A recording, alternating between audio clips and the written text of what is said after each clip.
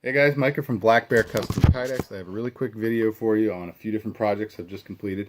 One of them is for Silky Gomboy, which if you're not familiar with, this is a folding saw and it is one of the most popular options out there. So the Silky Gomboy and the Baco Laplander are sort of like the two most debated, and which one's better, and everybody's got their own opinion on it. Both are great in my opinion. But anyway, this is what I got in the shop right now. So Ron asked me to make him a sheath for his Silky Gomboy that would carry on 2 large molly locks and hold his Exotac fire rod, which he got through me. And he asked for it in Hexcam Wasteland flat black for the fire rod. I don't know how well you can see the colors right now. Sorry, the lighting is not terribly good in here right now. But in any event, so this was a little bit of a challenge because with the rubberized handle, this material sticks to the inside of Kydex really well, to the smooth inner side of a sheet of Kydex. So that was actually going to end up damaging the saw, leaving wear marks all over the handle, and could eventually, rip the handle part off there. Could take some of that material off, and which would eventually change the retention. And we just didn't want to deal with that. So that's why I'm molded here on just the metal. So you can see I've left a nice generous gap so you'd never end up with any kind of damage to the rubberized handle. And it works just fine. It's got a nice click coming in and out. And the only thing is where it's at, there is a tiny bit of play. If you shake it, you can get a little bit of a rattle out of it, but even just holding it in hand and moving it around, the play is really minimal, and it's still in there really secure. You're never gonna have to worry about this falling out. And the whole point of this particular sheath is to hold it on his molly webbing on a backpack. So that's not going to be an issue. You don't have to worry about that kind of like collision the way you would if it were hanging on your belt and you're sitting all the time. So I think that'll work out nicely. Nice secure method. And he also has the option of moving the screws down, and so he could ride a little higher up on the molly locks, put them lower on the sheath. Or actually, sorry, it'd be the other way around. He could extend it out. So there are some options there. But that's pretty much this guy in a nutshell. He also asked for a piggyback sheath for his K-bar.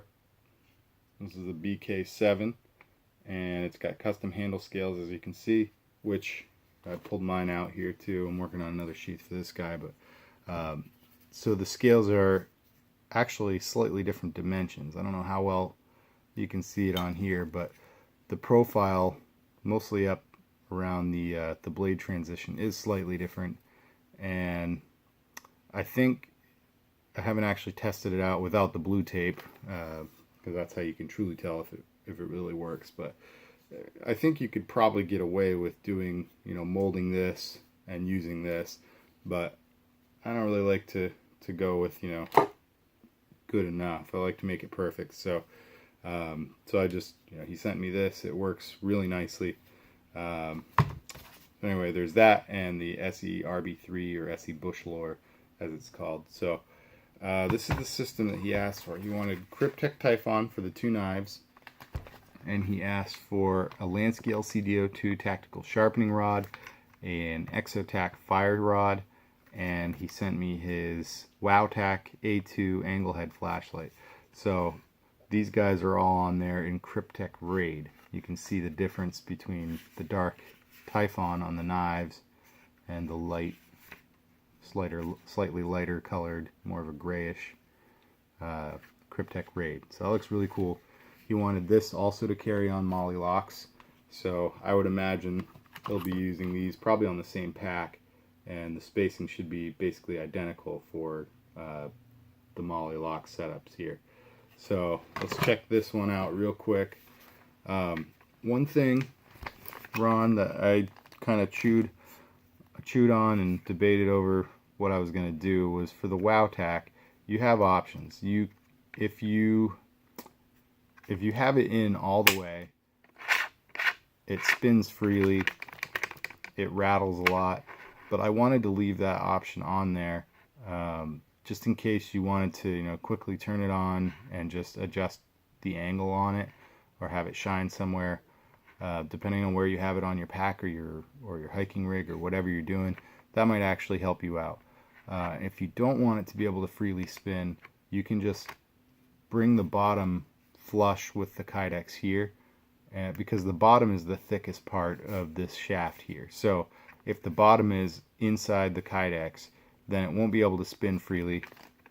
You're not going to get much of a rattle. There's still a tiny little rattle because there's a taper, so it's going to want to, you know, shift on the top because it's got room to move around. But it's not much of a rattle. So if you just bring that bottom up inside the Kydex, you can stop it from spinning. So that also means that if you set it to an angle that you like, then you can pop it up there and almost kind of lock it into place. You can still manually spin it with your fingers. If that weren't the case, it would be way too difficult to pull the flashlight out. But as it is right now, I left it, you know, kind of like a medium tightness on there, so it helps to sort of, you know, use a finger or just push it through with something and pull it out the other side. The other issue you're going to run into is not really a problem, but this is kind of, this textured bottom here is going to scrape off some of the Kydex on the inside. I don't think that's going to cause any retention issues over time. It's just literally just dust. So you'll get Kydex dust for a little while until it wears to a certain point, and then it'll just be comfortably tight but not causing any problems. So you can put it in either way, you know, lens out the top here or out the bottom here. It doesn't really matter. Obviously you have to go in from the tail cap. You know, no matter what, the tail cap has to be the part you insert, but that should be fine. So in case you're wondering why it is the way it is, I left that there. I could have done the holder wider so that you're always going to have it tight like that, but I just thought about it and thought it would be a better option to just leave it there because it's so easy to adjust. So we got that. The Lansky, very easy to pull out. You just push it part way through, pull it out the other side. And you can have this turned either direction as well because the shaft is symmetrical. You got your fire rod, and I put it on some nice, I don't know how well it shows up, the color here, but oops, it's got a nice, like a storm gray shock cord on it, and it's a black fire rod, so a little bit of color contrast there, and the shock cord matches the sheath really nicely. Again, this could go in either way, but it tends to be easier with the handle toward the handles of the knives, just because of how the blade, or how the handle has to bypass the flashlight holder. It's much easier to go this way. And how the knives fit. So to fit all this on here, I kind of had to get creative, and one of the things I realized partway through the process was that it would actually be easier to put the RB3 on and have it be sort of a flexible thing. I've done this a little bit more and more lately, because if you can find a way of doing it where it's still a strong sheath, but have a little bit of flexibility to, you know, move it around. This is a really compact setup. You don't have as many parts hanging off. So a very typical thing that Kydexers do when they're making piggyback is they'll have the secondary knife canted at an angle so that most of the handle is just kind of hanging off, which is great. I do that too. I like that. It's very comfortable and it's very practical. The only thing is it does leave, you know, it makes it look wider. The profile is bigger. So sometimes it just works out nicely with the real estate options that you have for whatever else you're putting on your system, that you can put them sort of in line on top of one another. And this can often be a problem because you don't have enough room to grab onto the smaller knife, like your fingers can't get between the two sheaths. And if you rivet them together up here, that is always going to be the case. You're not going to be able to pull this away. But what I've done is I've only connected them right here. So you can actually, if you look here, takes a fair amount of force, but you can spread them apart just enough to get your fingers in between and make it comfortable to draw out this knife. So it's got a nice click going in, and when you want to draw it, you just kind of just force your fingers up, and that will flex it. It doesn't hurt or anything. It's very, very comfortable to do so, but just get your fingers in there. And sorry, my thumb is all busted up right now, so it's super weak. But, just draw it up, and you're good. So that's the RB3 on there. And the BK-7 has a really nice click going in. Both of them are in there nice and solid, no rattle, no play. The one thing I did kind of adjust, you'll notice this thumb ramp looks quite a bit different. I kind of have it almost squared off at the top. And I wound up going with that, just playing with some different options. That's what I ended up doing because of the way that this handle scale texture, you can see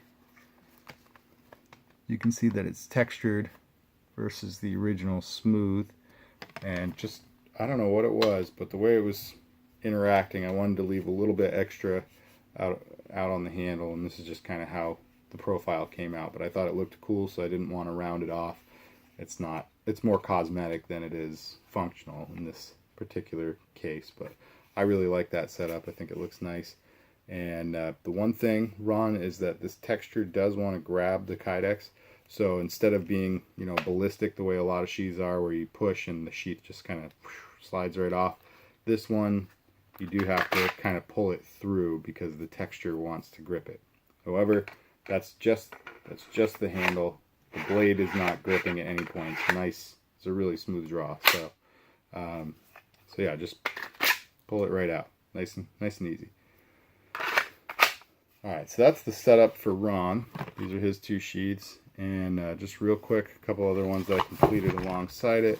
I got another ESEE order for a it's K-bar TDI. Staying on the K-bar train here, and he just wanted flat black. And I'm sorry, I forgot your name already. I gotta look at my order slips more carefully, but this is my K-bar TDI setup. Sorry guys, I'm stuttering. I'm really tired this morning.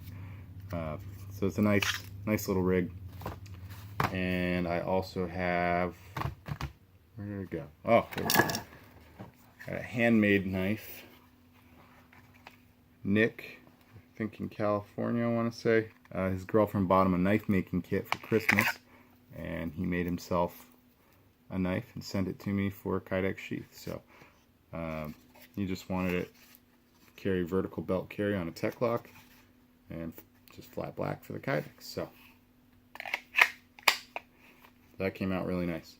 Alright guys, well thanks for tuning in. If you like these projects, if you like this video, please go down and hit like.